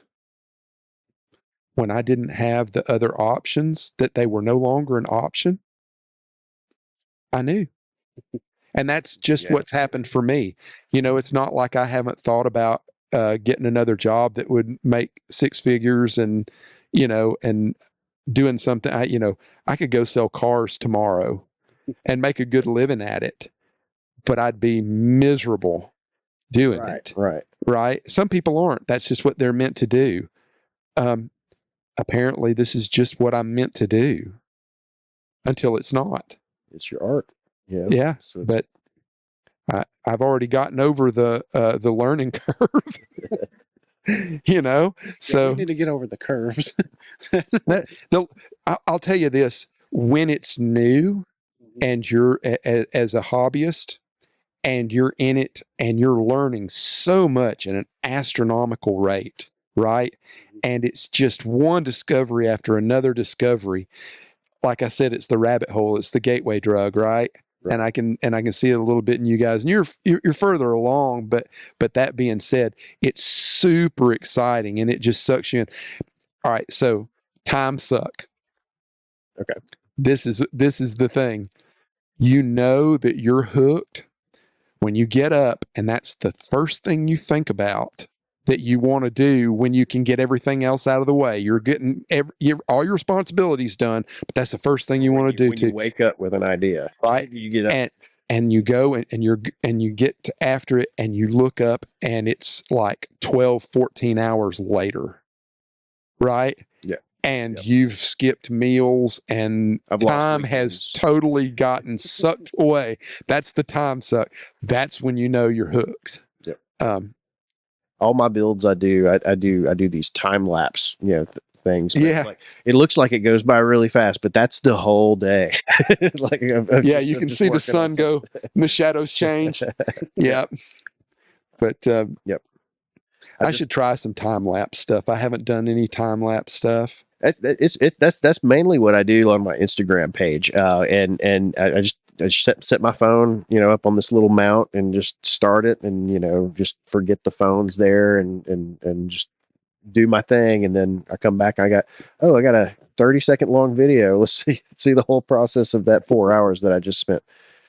That's cool. I'll have to do that. That'll be a cool way for me to document stuff. Because I've been doing shorts, even on YouTube. I've been doing shorts and just updates and numbering them. Yeah. And I've just started that because everybody tells me that I need to, because they say that it's just going to blow up because of that. The thing about the time lapse too is you can put a music sound bed on it, and have your own music or like somebody you're helping some music, Devo, nothing but Devo. Nothing but Devo.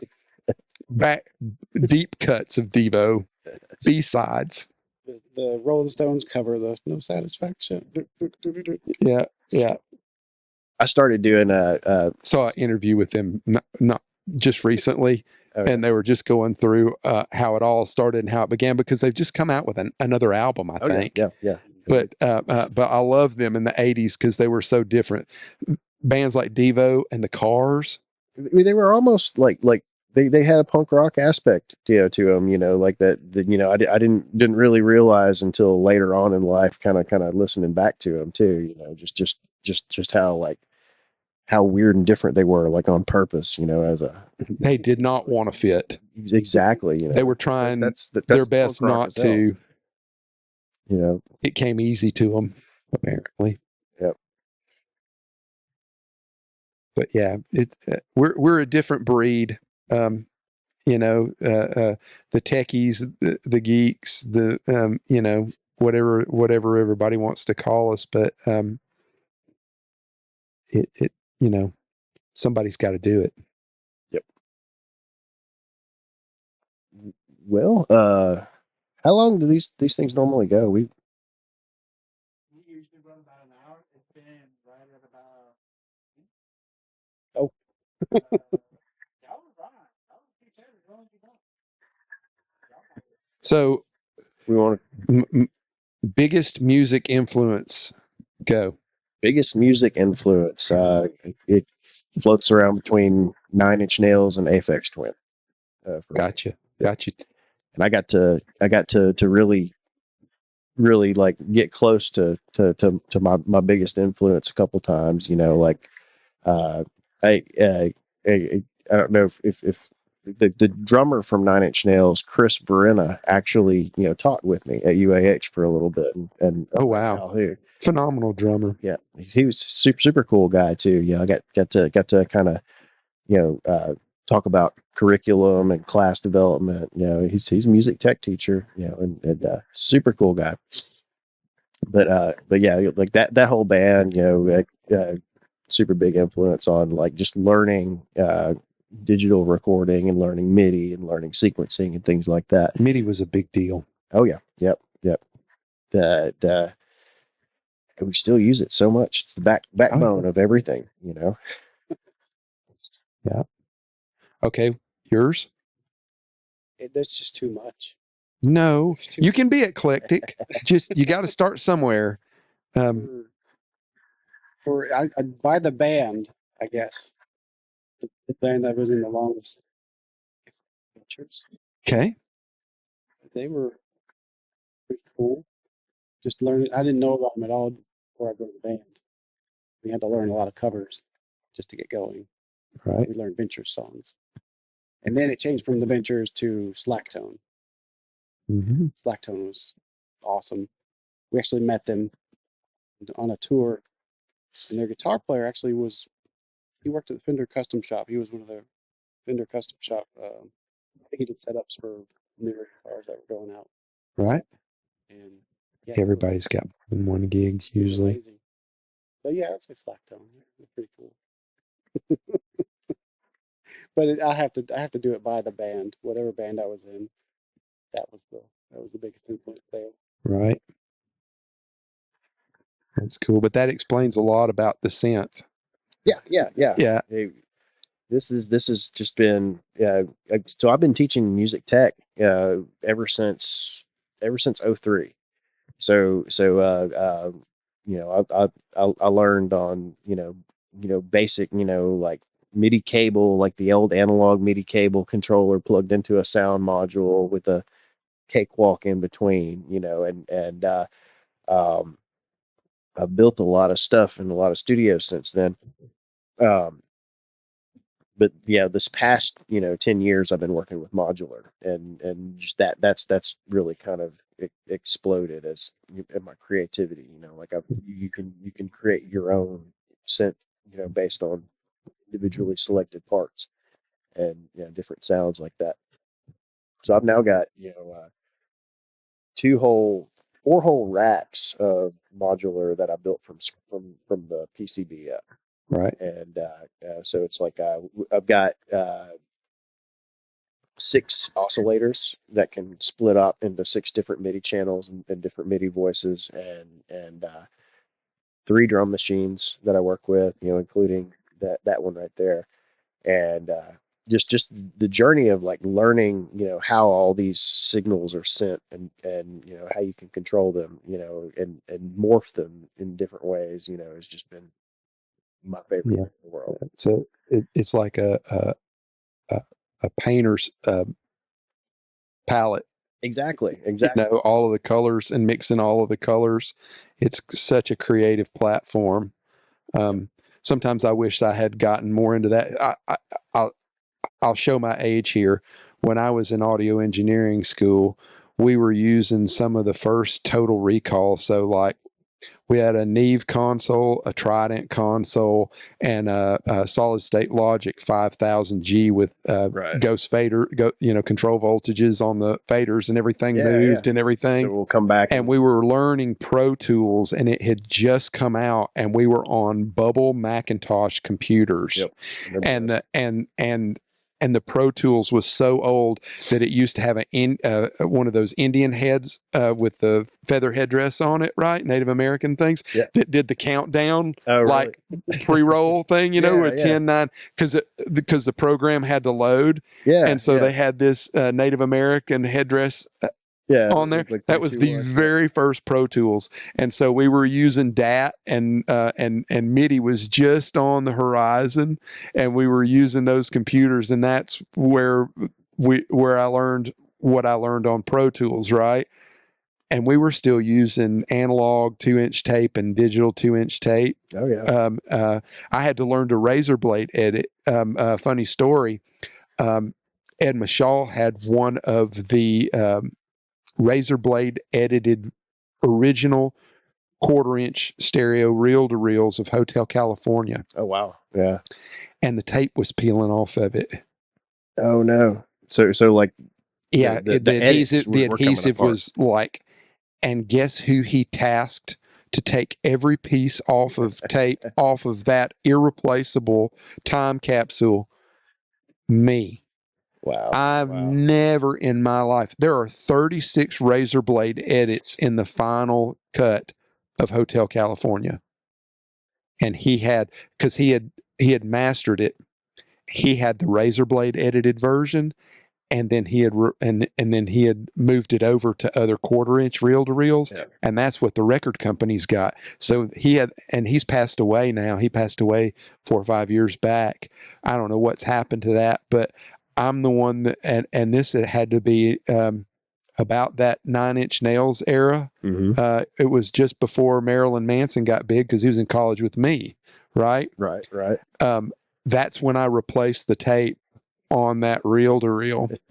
So that's dating me a little bit, but good times. But yeah, I don't think my hands were very steady anytime I was touching that thing, because I was just thinking how iconic and irreplaceable.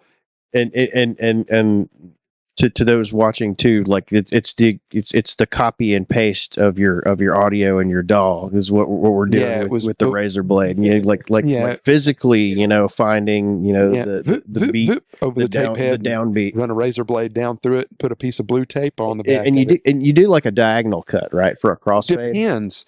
All right, so on all of the old 1/4-inch reel to reel machines like that, there was a plate on the top of it that was a guide. Right. And it had different angles both ways, and a 90-degree butt. And so you had to know how you were fading it. Right. So if you had signal running through where you were placing the cut, and you were trying to hook it to signal that was supposed to sound the same, you would use a diagonal, and depending on the speed of it, you would change your angle. Right. If it was dead air in between, or like a hole in it, you just chop it with a 90. Yep. But that's the art of razor blade editing, and now it can be done with a mouse or a control surface and a cut and paste. Yeah, but we do it. We control the fades. We can zoom in infinitely and see the waveform and make the cut there too. But easy mode version of it. Yeah, still they still have to learn, and that's one of the big things we in my intro classes we teach a lot of audio editing, and we do get an old reel to reel machine and just make them learn the hard way. Just so they know how easy. Everybody should have to do it, because it makes you appreciate the technology, but also in the fact that we're teaching all of this new technology, and it's not just you as an instructor, it's everybody. I do it with my clients with new technology. We can't let the old technology go away, because they're still not only very usable tools, but some of those tools are irreplaceable, and digital will not replicate it in any form fashion. Exactly. And it's like analog, you don't have to pay a monthly fee to keep forever. Like you have it and it's a physical thing. I use, the one thing that I miss is being able to go to a record store when a new album hits. When I was a kid, we used to ride our bikes down to the local record store and buy our albums and race home to put them on a turntable. And then it was cassettes. I still have demo cassettes of my band and from the studio and all kinds of cassettes from the 80s and those big boxes, those file boxes, And then I've got all the import CDs. I used to be a huge Cult fan. Ian Astbury and that group, love the Cult. But I used to have like Japanese imports of their albums, with different covers and different mixes and stuff. Yeah. They even did a little bit of electronica with some of their stuff. But yeah, I want to get I've been looking up DIY lathes, like actual like you can put a piece of like cheap plastic, and spin it in, and not exactly the same quality, but like to be able to like cut your own record, in a recording studio would be a pretty neat thing to do. There's somebody regionally that has a record manufacturing pressing.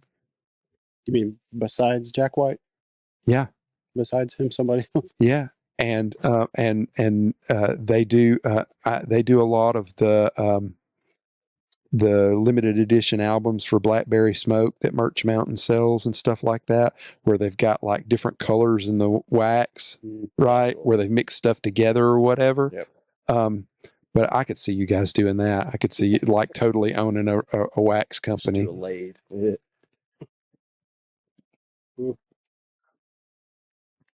Cool. Well, what else?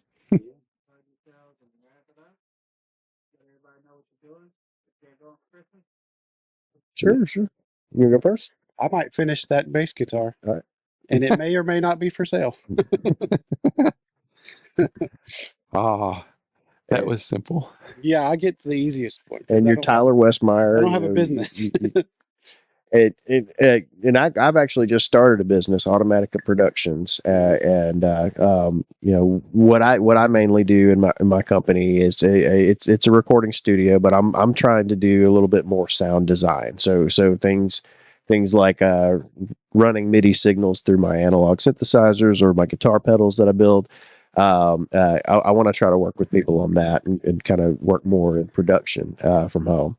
But I also teach at UAH. We have a music technology program in the music category in our music major. I've been there since 2016, and we've been kind of building and growing ever since then. And we're just trying to get involved as much as we can in the community, and main goal is all my students have to I need to get them out in the world to intern with people and work with people. So I'm trying to kind of make all those connections as well. We also have a minor now. We have a music technology minor. So if you're not a music major and you just took classes, if you aren't classically trained and you don't want to recite, or if you want to get a different major and have the music tech minor, that's also available now as well. That's got audio production and sound design. So we've got those two programs up at UAH, and Automatica Productions, which automatica.com has all my other info.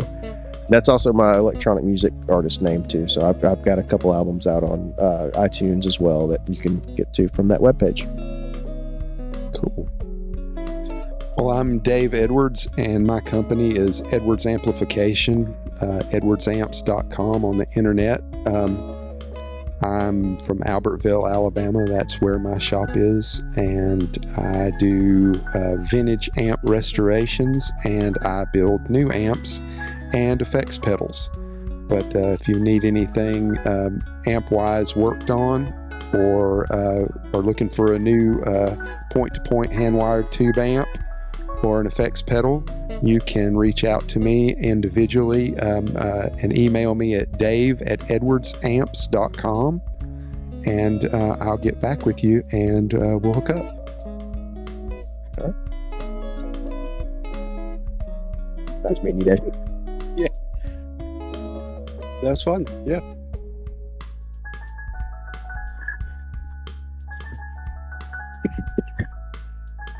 Dude, I brought all this stuff and it didn't work.